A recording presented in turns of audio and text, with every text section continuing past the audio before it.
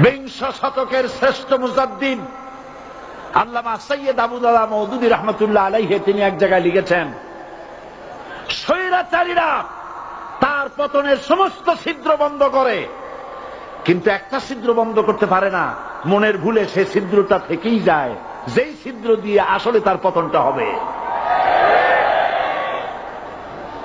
ক্ষমতায় গিয়ে মনে করে চিরকাল ক্ষমতায় থাকবো।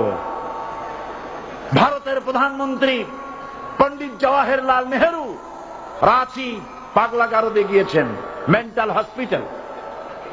পাগলেরা নেহেরুকে দেখে আশ্চর্য হয়ে গেছে, এত সুন্দর মানুষ, মাথায় কিস্তি টুপি, গায়ে শেরওয়ানি, মুসলমানি ড্রেসই আলাদা, যদিও তিনি হিন্দু ছিলেন, পরেছেন মুসলমানি ড্রেস। শেরওয়ানি কাদের পোশাক? কাদের পোশাক?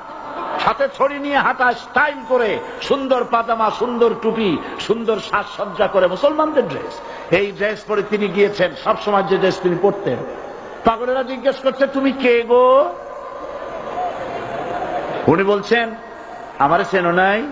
আমি ভারতের প্রধানমন্ত্রী পণ্ডিত জওয়াহরলাল নেহেরু। পাগলেরা বলছে, ও সেই কথা।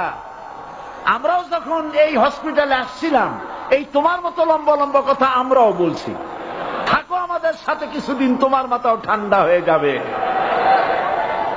ক্ষমতায় যারা থাকে, ক্ষমতার মোহে চতুর্দিকে অন্ধকার দেখে, মনে করে আমার পতন আর হবে না।